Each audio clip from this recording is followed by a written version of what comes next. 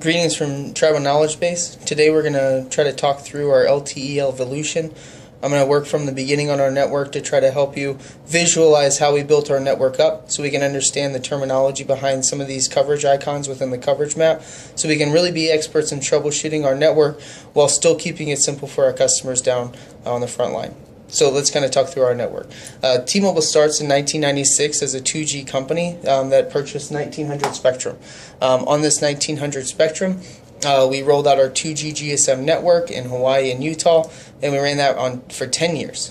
We built that up with GPRS and Edge on the same 1900 frequency, but 10 years later, T-Mobile was able to start our 3G evolution on our UMTS network with purchasing some AWS spectrum, which was 1700 and 2100 frequencies. So this is a dual band service. So you need 1700 to up and 2100 down, so that way you can utilize the service two ways. So you have one-way streets. When 1900, you could do both things on the same frequency. So this is a key point for later.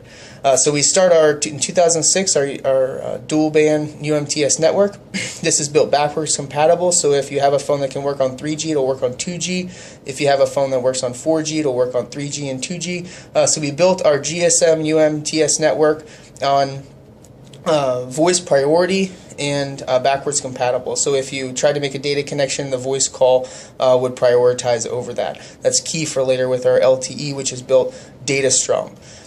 So after we have our 3G, 3 years later we start having HSPA plus our 4G network, which is really about starting to focus on data. We start getting 7 megabytes down.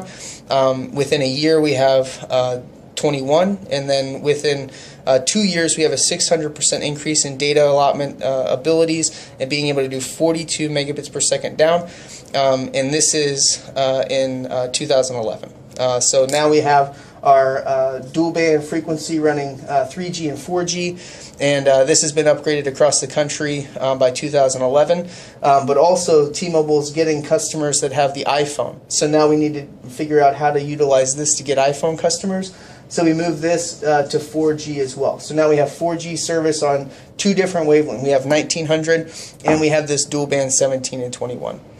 So let's kind of talk about our data strong network. T-Mobile in 2013, we started rolling out our LTE network on our 2100 band. So this is our first rollout here. So we have 2100, which is called band 4. And this is what T-Mobile, we take our 3G, 4G network strong that our base network was built on, and we take this and we move it over to LTE. So we're leaving this 1700 there, and we have this 2100 that's working with LTE. This becomes key later on. After that, at the end of 2014, we had the opportunity to buy some 700 megahertz spectrum, so we use that for LTE as well. So now we have band 12, and you'll see this in the coverage map here. It's 700 frequency at band 12, and you'll see band 4, which is just the regular LTE icon. This is, if there's no indication, it's 2100 LTE in the coverage map.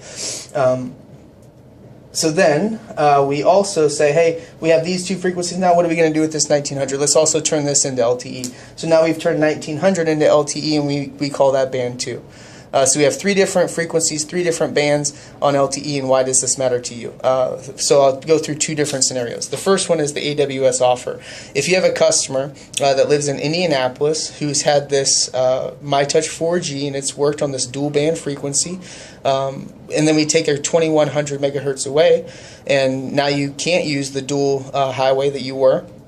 Now you're stuck using 2G because now you can use the 1900 on the tower, and you can't use LTE because the MyTouch 4G is not an LTE phone. So we have to get you into an LTE capable phone, and we want to get you a band 4 capable phone, or band 2, or however that area looks after that. The next scenario why these matter is, let's say you have a customer that starts in Cincinnati. We rolled out our 1900 frequency band 2 in Cincinnati at the beginning of this year. So now we have a customer getting LTE service on band 2. They then travel to Cleveland, and in Cleveland we started this 700 frequency on band 12, and now they're not getting LTE, but they have an LTE capable phone. The map shows LTE in both areas. What's the difference? The difference is what band the phone runs on. So not only do we need to know what market and what LTE coverage that area is putting out, but how that actually can communicate with the phone and if they can actually have a connection go together. So it is important to know how the network is built, what these frequencies mean, and how LTE bands work. Please get with your coach or senior if you're having struggles with this, just because it is such an important piece of understanding with our coverage. And please give suggestions if you need anything else. Thanks for listening, and have a great day.